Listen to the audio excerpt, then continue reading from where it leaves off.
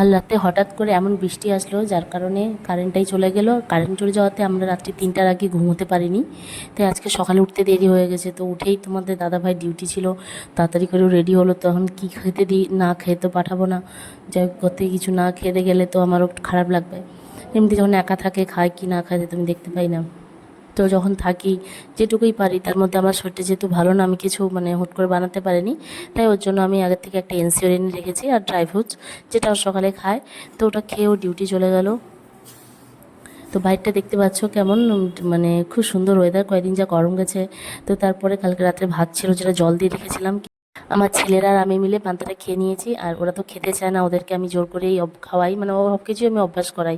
সিদ্ধ ভাত থেকে, পান্তা ভাত থেকে, মাছ মাংস সবই কিছু অভ্যাস করে রাখি, যাতে সময় সাপেক্ষে চলতে পারে, কোনো কষ্ট না হয়। তো রাত্রের মাংস ছিল কিছুটা, তো ওইটা দিয়ে খেয়ে নিয়েছি। তো তারপরে আমি রান্নাবাড়ির কাজটা সেরে নিয়ে, তো যেহেতু কুচবিহার চলে যাব তার জন্য এখানে ওকে যা সবজি টবজি ছিল ওগুলো প্যাক করে নিয়েছি, ব্যাগটা গুছিয়ে রেখে দিয়েছি। আমি তো এখানের জিনিস এখানে নিয়ে আসি, ওখানের জিনিস এখানে নিয়ে আসি, সরি এখানে থেকে নিয়ে যাই। তবে রান্না করেছিলাম ওই কচি লতিটা দেখেছিলে আগের দিন, ওই কচু লতি আর চাল কুমড়া রান্না করেছি। যেহেতু শরীরটা ভালো না, আমি তাই বেশি কিছু রান্নাবাড়ি আর করতে পারিনি। তো বাইকটা দেখতে পাচ্ছ কি অবস্থা। তো আমি যেহেতু একদিনের জন্য এসেছিলাম, তাই আমি জামা কাপড় বেশি আনিনি। তাই এখন কি করব, দুদিনের বেশি থাকাই হয়ে গেল, তোমাদের দাদাভাই যেতে দিচ্ছে না। তো তোমার দাদার ভাইয়ের গেঞ্জি প্যান্টই পরে থেকে আছি ঘরের মধ্যে, আর কী করব।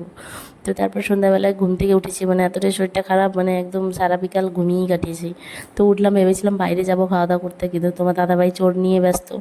তাই আর কি করা যাবে, তাই ডিউটি গেল ওখানে। ও ছোটো মাছ দেখতে পেলে, ছোটো মাছ যে খেতেও খুবই ভালোবাসে, তাই ছোটো মাছ নিয়ে আসলো, ফোন করে বললো যে ছোটো মাছ পেয়েছি। তো আর কি করা যাবে, যাই হোক, তো ওই মাছটাই আমি এখন কাটছি। তো এটা কী মাছ আমি নামটা জানিও না, বরেলি হবে বা কী। তো তো মাছটা কীভাবে আমি রান্না করব, তো দেখো এদিকে আমি ছোটো মাছ অন্যভাবেই রান্না করে, আমরা যে আমাদের বাড়িতে যেভাবে ছোটো মাছ খেতাম, এদিকে সেভাবে রান্না করে না, এভাবে টোটালি আলাদা, মাছটা কাঁচা মাছের রান্না করে। আর এভাবে খেতে এমন হয়েছে যে আমার এখন ভাজা মাছের রান্না ভালোই লাগে না। মাছটা ভালো করে ধুয়ে পরিষ্কার করে লবণ তেল হলুদ মাখিয়ে রেখে দেবো, যাতে মাছের যে কাঁচা স্মেলটা ওইটা থাকে না।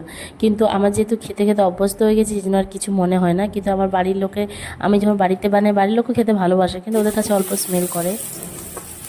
তো আমি ছোটো মাছটা রান্না করব ঝিঙে আলু দিয়ে, আর একটু বেশি করে পেঁয়াজ দেবো। পেঁয়াজ লঙ্কাটা একটু বেশি দিতে হয়, ঝাল না হলে ভালো লাগে না।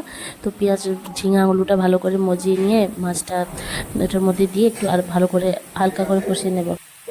মানে আমার তো খুবই ভালো লাগে ছোটো মাছের সবজি। বিয়ের আগে তো আমি খেতে পছন্দই করতাম না, আর এখন আমি খুবই ভালোবাসি ছোটো মাছ বলতে পারো। তো আমার রান্নাটা কমপ্লিট।